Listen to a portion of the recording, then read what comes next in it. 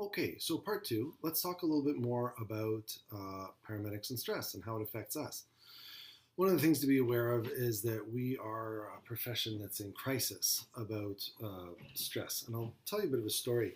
A few years ago, there were some first responders who committed suicide in Canada, and paramedics specifically, that had committed suicide. And it came to the attention of a group called the Tema Memorial Trust. They're at www.tema.ca. Great group, really great group. I strongly endorse them. They're really helping to raise the awareness of stress disorder within all emergency services personnel, not just paramedics. Although the folks who founded it were paramedics, and Tema was a patient of a paramedic named Vince Savoya, and he was the founder of the Tema Memorial Trust. He founded it in memory of her because he was quite affected by that call. Anyway, a paramedic had committed suicide, and they notified Tema and basically said this is what happened. And as Tema heard more and more about paramedics committing suicide, just sort of haphazardly through informal channels, they became a bit of a clearinghouse. They let people know, if you hear about somebody committing suicide, let us know. If you hear about these sorts of things going on, we want to know about that. And they started to track how often this was going on for the first time, really. And they were surprised by the findings. So before I actually tell you what they discovered, I'd like you to think a little bit. In a country the size of Canada, there's about 35 million people. It's a little larger than Australia. How many paramedics do you think are committing suicide a year? 1, 5, 10? Whereabouts do you think it is?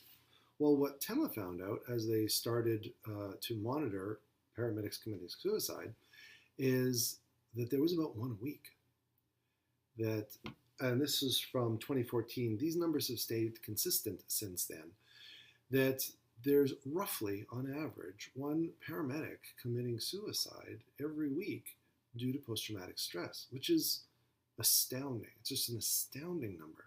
In response to that, there became a lot of public awareness. This website is an example of that sort of reporting. People became more aware. People started saying we should do something. With the strength of that awareness, a bill was brought yet again before the Ontario provincial government. This is the equivalent of a state government here. And in the past, paramedics had to prove that their job had caused the post-traumatic stress. And that was incredibly difficult to do. I got quarantined during the SARS epidemic. I thought I was going to die. I wrote a will. It was just really traumatic for me. And when I brought my case to the Workers' Compensation Board, they said, well, that's just a part of your job.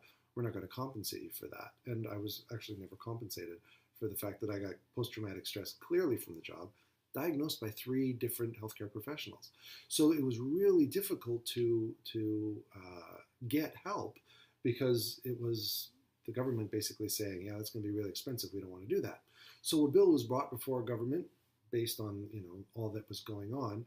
And as a result, there is now the presumption. This is a slightly older news clipping. This bill passed, remarkably. And now the presumption is that if a paramedic in Ontario gets post-traumatic stress, that it was due to their job. And workers' compensation has the onus then to prove that it wasn't due to their job, which is pretty tough to do. So this is a lot better. The secondary traumatization that was going on by the horrific policies that were in place is now hopefully going to stop, and people will be getting better help. And this is something for all paramedics to take a look at as an example of how, if you have knowledge and if you have information and if you can get that in front of the public, you can often get a change.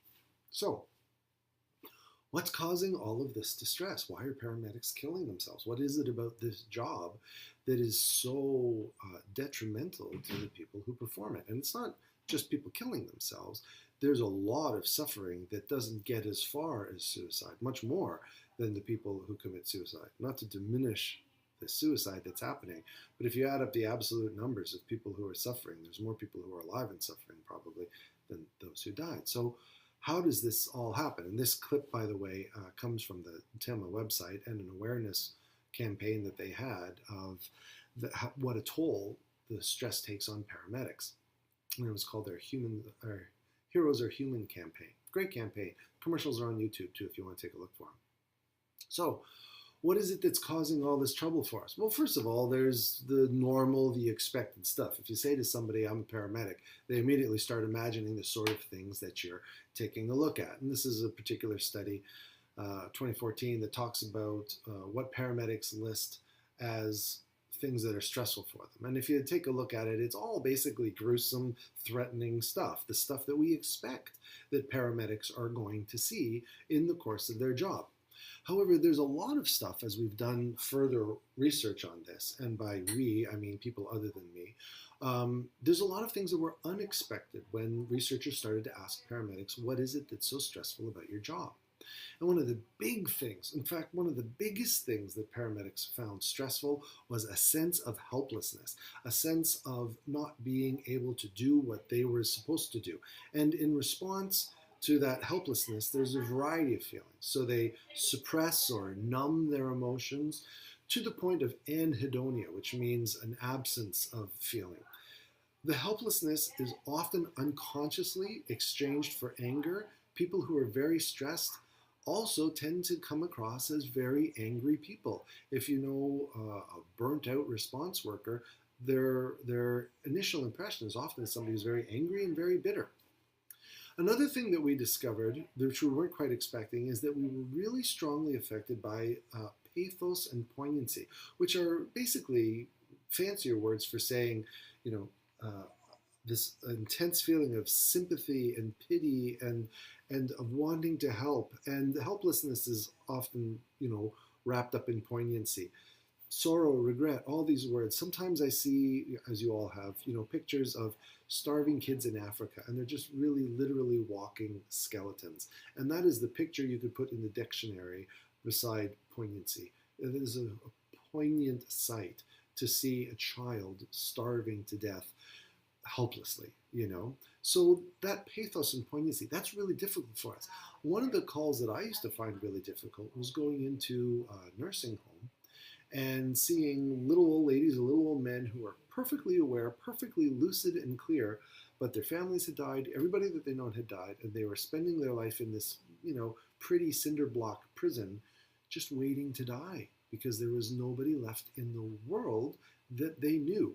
And I used to go home and think about those people and think, maybe I should visit them. And, it would tug at me that these people were all alone, incredibly sad.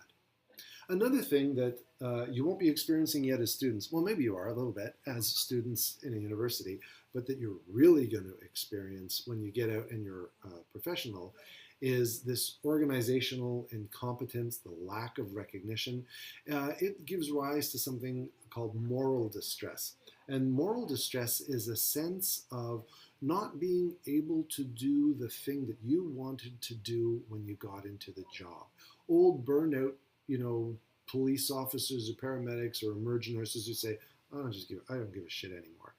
They are experiencing the effects of real moral distress.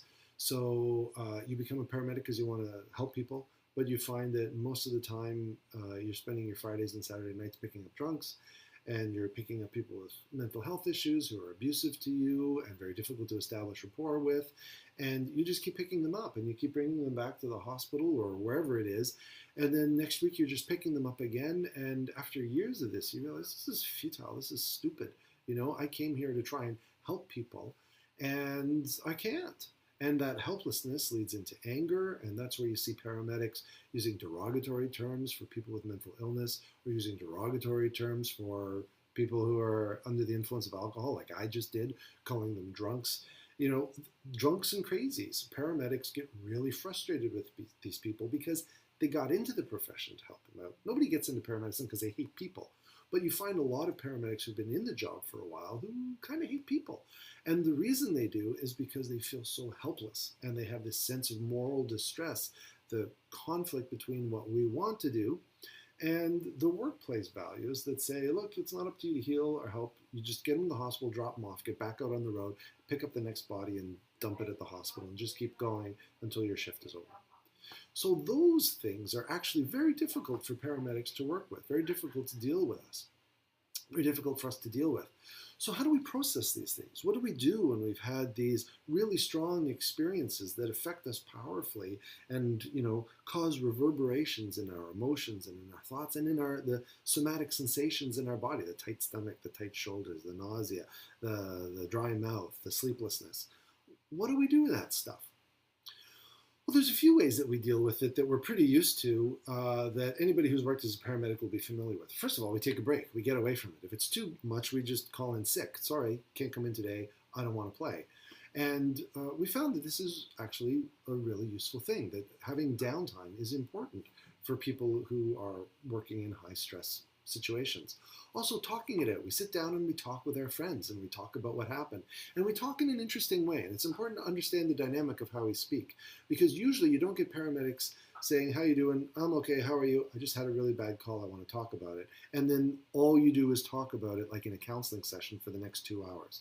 That's very rare. It does sometimes happen, but what generally happens is people say, how you doing? Hey, not bad. How are you? Not bad. Yeah. How's the wife? Kids? Good. How's the husband? Kids? Fine. Any good calls lately? Yeah, I did kind of a nasty one the other day. Oh yeah, what happened? And then you talk a little bit about it, and there's a little bit of upswelling of emotion. And then, as Canadians, hey, but how about that hockey game? And then we go off and we talk about that.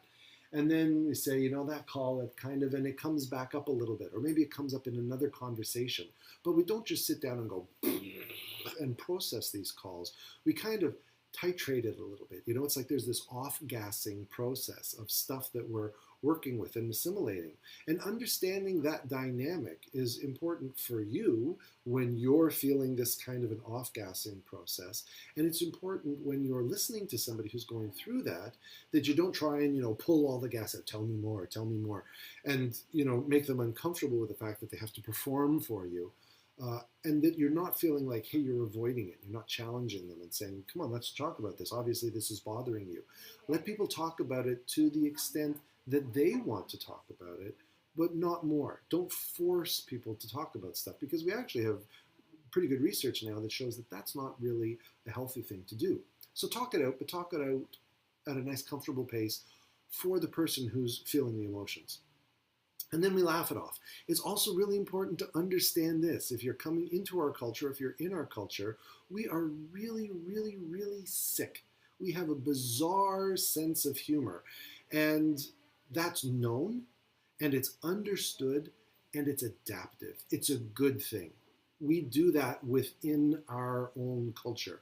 We make jokes about dead babies. We make jokes about gross, morbid, disgusting black things that most people who are not in professions like us go, I think there's something wrong with you if you think that's funny. Well, yeah, there kind of is something wrong with us. We see people die, and this is how we cope with it. And it's a healthy way to cope with it. So if you ever find yourself laughing at, horrifically dark jokes and think, what have I become? Just realize that this is normal. This is adaptive. This is actually a good thing to do, because by taking something that's frightening and overwhelming and laughing about it, we take its power away. If you can laugh at a bully, the bully's not as powerful anymore. If you can laugh at a monster, the monster isn't as scary anymore, and it doesn't have as much power over you. So being able to say, I can talk about this stuff. I can talk about that burnt baby that was abused and killed, which we see. If we can joke about that, then it helps us distance ourselves from it. It helps us to cope with that. And it makes the bully or the monster less frightening, less scary, less intimidating, and it gives us less power over us. So don't be ashamed of your gallows humor. It's part of our culture. And also working it off. Doing a lot of exercise to burn off the cortisol, to burn off the adrenaline is really good. Generally, the hard, go banging out some weights is not so helpful. The best thing probably to do is like nice long walks, preferably in nature, a nice natural surrounding environment, something that's calming for you. So externally, how can we adjust our environment so that we manage? We can do these things. Take a break, talk it out, laugh it off, work it off. All really healthy, really good stuff. There's also some internal factors that we can do to help us cope with these very powerful emotions and thoughts and somatic sensations that arise because of all of the horrible things that we've seen. And they could be termed, loosely, distancing ourselves. We distance ourselves from the things that we saw. And there's three basic ways that we do that. Three sort of interconnecting ways And the first is to suppress what's going on. So we just think, I'm not going to think about it. And that's suppression. And we just go about our normal daily routine. And when the thought comes up, I'm not thinking about it. I'm not thinking about that. Just go back to what you're doing. Or a little bit more energetic, we can consciously avoid those thoughts. So we can immerse ourselves in hobbies or activities or anything that just makes it very difficult for those things to arise within us spontaneously. So we're specifically directing ourselves intentionally towards activity that's going to make it difficult for those things to arise. And the third one, the most maybe powerful and the most unconscious one, is dissociation. And dissociation is when we zone out. So, for example, we can make ourselves zone out by getting drunk. That's a classic dissociation. Or getting stoned or taking drugs that dissociate us from our emotions so that they're not there. Or we can fall into any sort of addictive behavior. The person who finds himself, into the 10th hour of watching pornography on the internet and thinks, well, what am I doing? This isn't me. What you're doing is you're dissociating. You're so overwhelming yourself with stimulus from something else that you're no longer aware of that internal sensation. So there's lots of ways that we can do this. But suppression, avoidance, and dissociation, which conveniently make up the acronym SAD, S-A-D, are how we can distance ourselves. At this point, you're probably expecting me to tell you that this is really unhealthy, that this is not a good thing for us to do. But in fact, it's actually very adaptive in the short term. Being able to suppress or avoid our emotions or even temporarily dissociate are useful things to do while we're at work. When you walk in and the horrific thing is there and those people need our help, you suppress your emotions. You avoid thinking about those feelings. And after the call, when you know that you could get another request for help immediately, you dissociate from what just happened. You don't let yourself get into it. And that is a really healthy thing to do in the short term. And you may not believe that that's actually such a good idea. So I'm going to leave it to an expert to briefly explain to you why the suppression, association, and disassociation, the distancing ourselves, is such a good idea to do. And that expert is Dr. Perry Cox from the very popular TV show Scrubs. And this is what he has to say. You see Dr. Wen in there? He's explaining to that family that something went wrong and that the patient died. He's going to tell them what happened, he's going to say he's sorry, and then he's going back to work. You think anybody else in that room's going back to work today? That is why we distance ourselves. That's why we make jokes. We don't do it because it's fun. We do it so we can get by. And sometimes because it's fun. But mostly it's the getting by thing. So it's a good thing to distance, as we just saw. But there are some limits to distancing, as I suggested when I first told you that distancing is a good idea. So we're going to do this suppression, avoidance, dissociation, and that's a good thing while you're at work. We are quite rightly proud of our ability to suppress powerful emotions so that we can get on and do the job. We can accomplish the mission that we need to do. That's a really useful skill, and society absolutely needs people who can handle emergencies like that. But there are some limits, and to discover the limits, let's try an experiment. I would like you to not think about white bears. Go. In Canada, we call white bears like this polar bears because they're found around the North Pole. But don't think about them. So polar bears, interestingly, have so much vitamin A in their livers that it becomes toxic for people to actually eat. So the Inuit who live up north or people who hunt polar bears know that you can eat the polar bear, but don't eat the liver because that'll kill you. But don't think about white bears. They look awfully cute, I know, but in many parts of Canada where there are polar bears, people never lock their cars, because if you're walking down the street and there's some parked cars around and suddenly a polar bear comes out and they're coming after you and they can smell you from like 3 kilometers away, then you can jump into somebody's car and close the door and the polar bear can't get you. How'd you do? Were you able to not think about white bears? Don't think about them now. My guess is that probably you weren't able to very well. And you might say, well, that's not fair. I mean, you were just, talking about polar bears and you're putting up white images of cute little bears and all the pictures and sort of stuff. You're bombarding me with imagery of a white bear. How could I not think about it? Do you think that if you've been exposed to a terrible situation and you're getting these flashbacks in your mind, that is at all similar to what I've been doing to you now? It actually is. And what we find is that when people tell themselves, don't think about this, fill in the blank, it doesn't work. And in fact, the classic example that we use when we say don't think about this is white bears. And there have been books published about this, about our adaptive processes for are we able to stop ourselves from thinking about something. And there have been tons of studies that follow it up. There's something called the White Bear Suppression Inventory, which takes a look at how we suppress our thoughts, whether it's suppression, avoidance, or dissociation, and different strategies for counselors who find that their client is particularly stuck in dissociation as opposed to suppression or avoidance. There's a whole science behind this. But what we do know is that in the long term, telling yourself, just don't think about it, does not work. You will not be able to sustain that. Why? Why doesn't that work over the long term?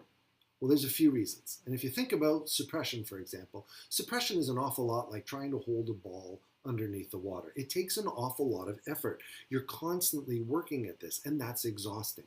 The other thing that's very interesting about this is something called paradoxical attention. When you tell yourself, don't think about that, then you have to set up a part of your mind that is constantly checking if you're actually thinking about it or not, so that if you do start thinking about it, you stop it. And that keeps reminding you about the thing. So the example I use is imagine that you're going to throw a party and your crazy ex tells you that they're coming to the party. And you think, as soon as the crazy ex comes, I'm not going to let them into the party.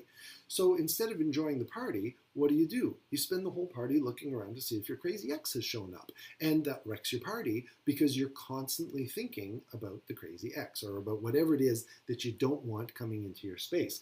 And what we say about that is that suppression creates obsession. Trying not to think about it makes you obsess about it, and that's paradoxical attention. Avoidance is the same sort of thing. There's a lot of effort required in avoidance, and when you are busy doing something that helps you to avoid the situation, you often find yourself thinking, why am I doing this? Why don't I do my, I don't want to think about that stuff, right? Okay, keep on, watching TV or whatever you're doing, or riding your motorcycle or eating and eating and eating, all that sort of stuff that helps you to stay focused away from it. And of course, dissociation is a little bit more difficult because with dissociation, it's often an involuntary process. And it's difficult for us to consciously dissociate unless we do it pharmacologically. So we get drunk or stoned or high or whatever we do. And that helps us dissociate so that we're numb and we're distracted. You might think, again, that I'm going to say there's never a role for dissociation. But in one of my favorite little quirks of science, we actually did a study. And that's the problem with dissociation, is that you're not functional when you're drunk, right? You're not functional when you're completely dissociated. But we did find that if we take people who've been exposed to traumatic things and have them dissociate a little bit by playing Tetris, that dissociation is adaptive because it helps us decrease the amount of flashbacks that we get. How cool is that?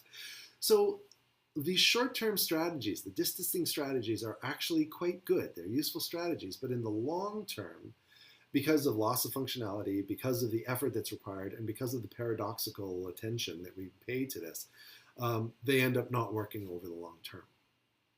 So what can we do over the long term? If at work, using our SAD strategy, suppression, avoidance, and dissociation, if that works at work, then what do we do when we're not at work? What's the balance? If that's the short term, what's the long-term answer?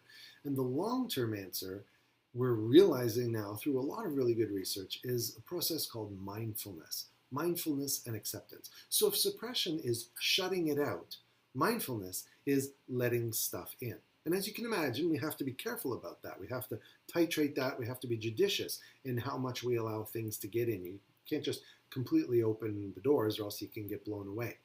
But a little bit of mindfulness, a little bit of acceptance, and getting better and better at it makes us stronger. What do we mean by mindfulness? Well, there's a whole bunch of definitions, a whole bunch of different thoughts that come up when we start thinking about mindfulness. Here's a nice word cloud that you can pause if you want. Take a look at those different words and think a little bit about what do you think of when you think of mindfulness.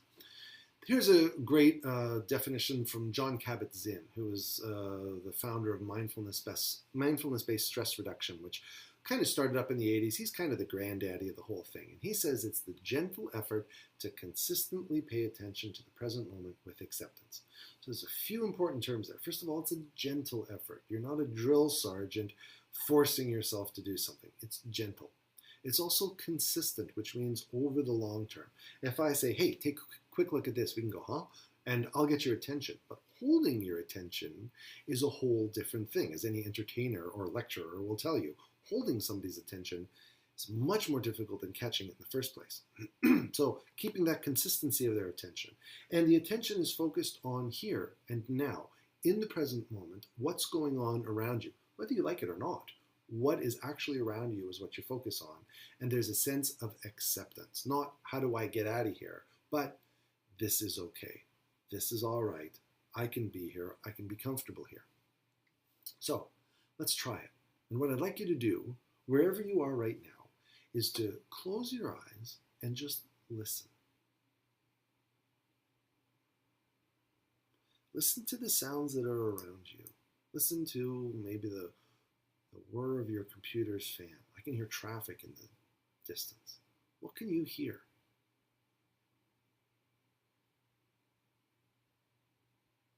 Now, maintaining this awareness of sound around you, I'd like to have you open your eyes and take a look. Look at the screen. Look at your computer, your TV or whatever you're using. Look beyond it. Look around you. Look at the room you're in. Keep on listening. Keep on looking. Look at the different colors you can see. Look at where there are shadows. Just look and listen.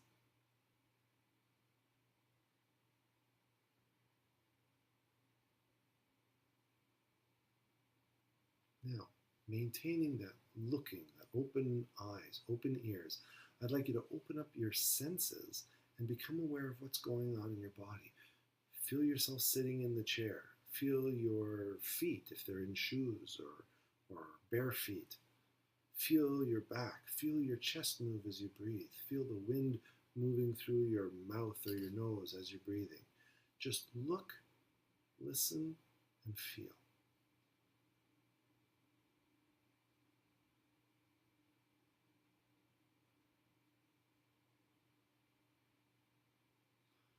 An interesting thing for you to try is to set your timer for about 5 minutes or 10 minutes and just say, I'm going to continue to be aware of what's going on around me. When I give this as a talk, I usually have a few minutes of trying to maintain people's awareness in the present moment. And then when we're done and the timer goes off, I say, how did you do? And usually what we find is that people have wandered away. They start thinking about other things. They start thinking about the next talk that comes up. Should I go to the washroom now because this guy's kind of boring and I want to hear the next one? How long are we going to continue to do this mindfulness exercise? I'm really uncomfortable. All these thoughts come up and then they think, no, just come back, come back. So we wander and we return.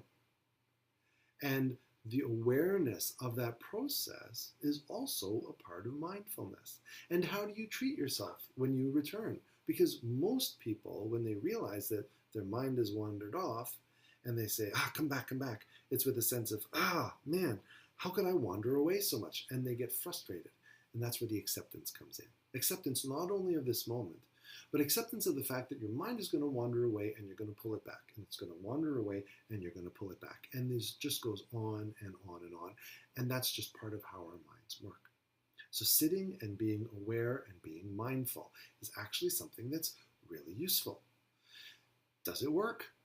I'm sort of advocating that, we get paramedics or police officers or, soldiers or something. And can you imagine a bunch of police officers sitting on cushions with their legs folded up with the bulletproof vests and the guns and everything, doing their meditation? Like, how ludicrous is that?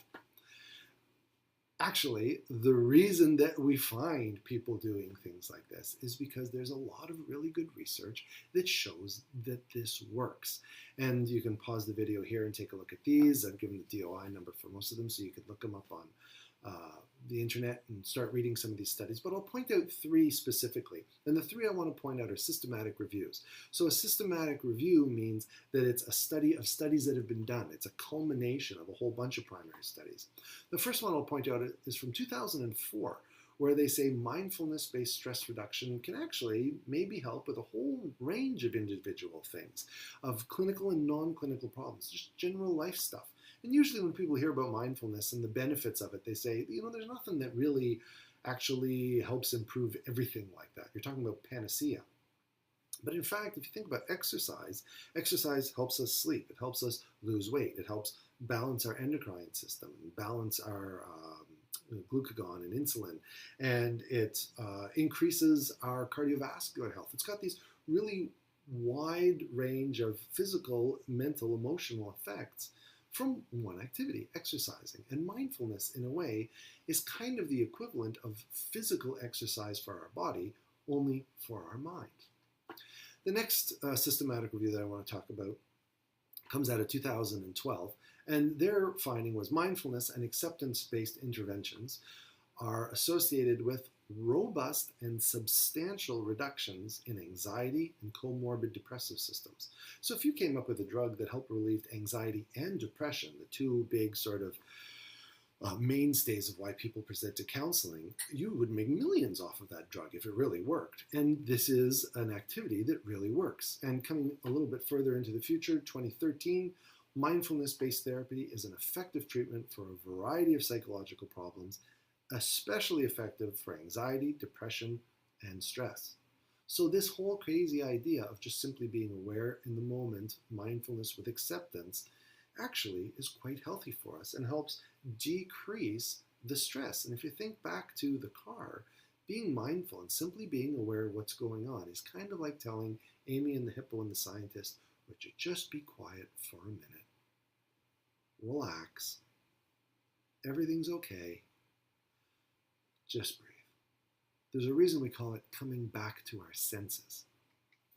So, like any intervention, there are particular cautions. And a lot like physical exercise, it's important to be careful when you're hurt. If you are really stressed and really overwhelmed and you're having lots of flashbacks, you're really adrenalinized, then don't go sitting down, opening up your mind and letting the emotions rise up, because you'll be overwhelmed.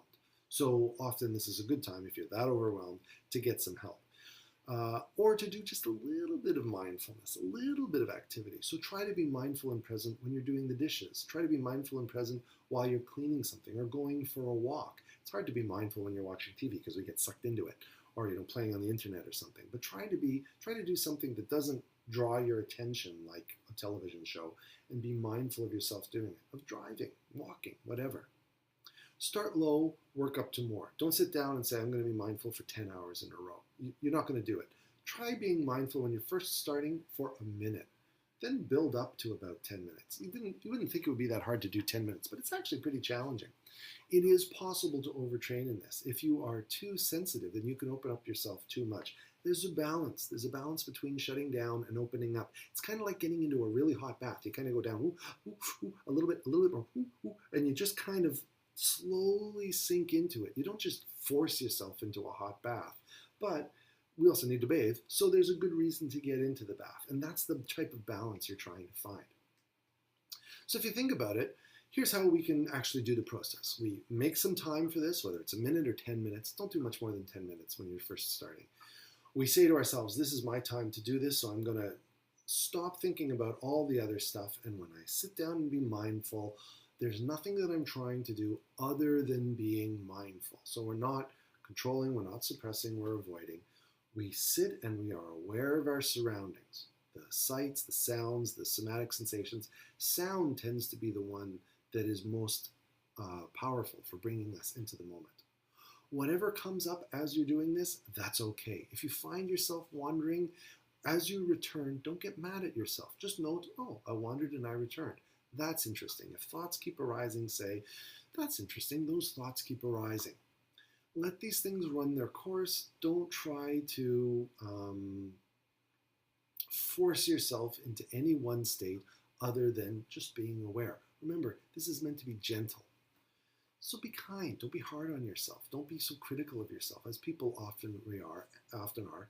And once the timer goes off and it's done, you might want to take a few minutes and kind of think about it a little bit and go, so what happened during that 10 minutes? What was it? I seem to keep thinking about this. I seem to keep thinking about that. I wonder why that is. It's fine to sort of analyze a little bit gently when the session is done. And if you think about it, really, what we're talking about here is just being a friend to yourself.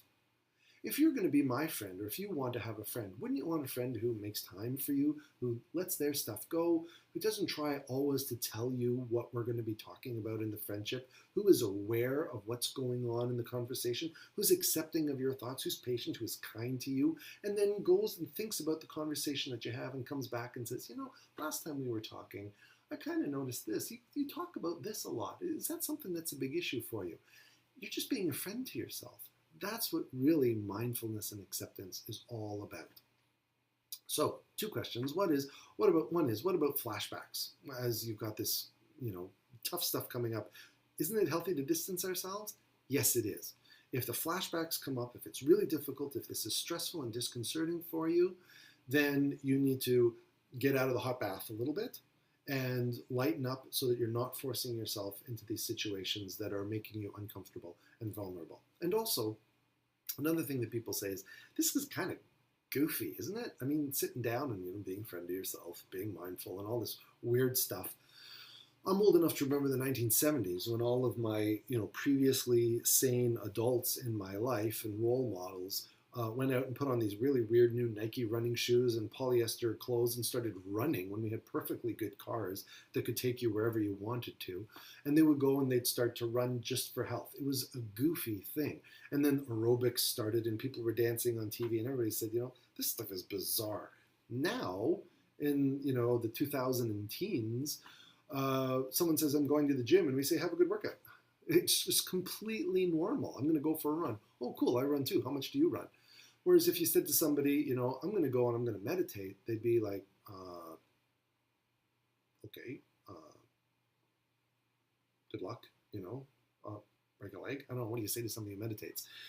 They might say, oh, I do that too, what do you do? But it's still pretty rare. It's kind of a cutting edge thing in our society. So is it kind of goofy? Yeah, it is kind of goofy in our society right now, but that doesn't mean that it's wrong.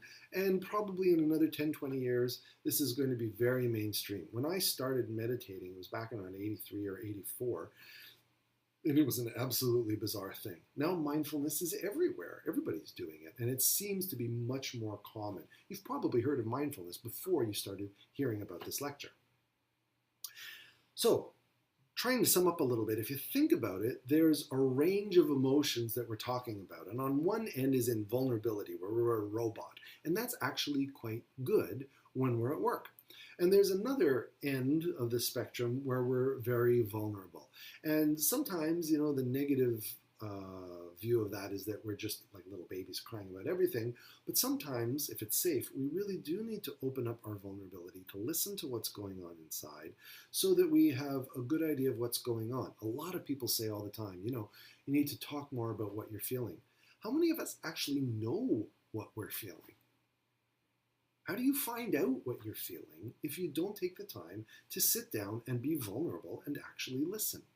And then in our daily lives, what we found as professionals is that there's a balance between that invulnerability and vulnerability. We do put our hands on people. We do say, I'm sorry. We do sometimes hug patients. That's appropriate. And we need to find that balance inside ourselves too, so that there are times where we're vulnerable and times where we're more invulnerable, and we balance this out so that we can live our lives in a healthy way. Now we talk about balance. We talk about, this sense of, even the picture I'm using, there's this perfect sort of static balance. We just got to get the right weight of the rocks on each side, and then just, no strong winds, and it just sort of stays permanently static, and we've got the right balance. But life isn't like that. Life is not about finding one still point and staying in that still point. Life is a dynamic balance. And we have control and avoidance that also leads into and becomes mindfulness and acceptance, which becomes and leads into control and avoidance. You can't practice mindfulness without some sense of control. You stop yourself from thinking other things. And you can't practice control or avoidance without at least the mindfulness and awareness that you need to, because your emotions are starting to overrun you. So it's this ongoing dynamic balance. And the yin-yang symbol of the dyad from Taoism is a perfect expression of how we balance these things back and forth. And they flow into each other. In couples therapy and in dealing with intimacy between people, we talk about a process of rupture and repair. Something happens and then it's fixed, and then something happens and then it's fixed. And that rupture and repair, which you could go by a bunch of different names, the yin and the yang, whatever you want to call it. But this process of advance and retreat, or rupture and repair, is one that happens all throughout life. So it's a really important dynamic. We see it in waking and sleeping and exercise and recovery, hurting ourselves and healing, studying and relaxing, working and holidays, intimacy, isolation, all that sort of stuff. And as we go through this process of rupture and repair over time, what we begin to develop is a sense of resiliency. We've been here before. When I first started doing martial arts and someone would punch my arm and my arm would hurt, it would hurt for days, and I think, oh my God, why am I doing this? And then later, someone punches in your arm, you think, oh, it's going to hurt for a few days. I'm much more resilient about getting punched now that I've been doing martial arts for a few decades. And I'm much more resilient in my emotions because of the fact that I've had this rupture and repair cycle as a paramedic. Rupture to the point of post-traumatic stress. There's a really great expression of this in the Japanese art called kintsukurī. And in kintsukurī, they make really beautiful bowls. So the artisans come together and they spend their time, they make a really beautiful bowl, and then they intentionally smash it. And once it's broken, they put it back together using gold in the seams. To me, that's such a beautiful image. That's such a beautiful, succinct expression of how we live. It's almost a haiku in itself. We work, we get broken, and then with effort, with mindfulness, with acceptance, yes, it's broken, I'll put it back together, and in the seams, we have gold. And when you see someone who has really lived an authentic life, someone who's gone through the extremes of this rupture and repair, you can see the gold in their seams. You can see a glowing of wisdom and maturity that comes from people who have allowed themselves to go through this process. We've got a tremendous opportunity as paramedics to go through a very powerful dynamic of human growth, but we have to be ready for it. We have to be prepared for it. We have to know how to put ourselves back together and put gold into those seams. So, in summary, we have the idea of mindfulness and acceptance and control and avoidance. We have to learn to be in control. For most people who are paramedics or want to be paramedics, we're usually pretty good at this. In fact, we're kind of control freaks. So we don't have a lot of problem with being in control. What we do have to learn is how to let go and accept and let things be. And we have to understand that we might not be very good at that yet. But again, be kind and gentle and accepting, and be patient about the fact that this is going to take some time to learn. Once you've learned the mindfulness and acceptance, and once you've learned the control and avoidance, then you need to learn that dynamic flow, how to move between them comfortably so that as the situation demands, we can create the appropriate response so that when we're at work and there's something terrible and we need to just do it, we just do it. But when we're off work and we can relax and these things come up, we can just allow them to come up. It's okay. I can be present with the discomfort of this recollection. And then understand that this is a really healthy thing to do. This is a balanced way for us to live.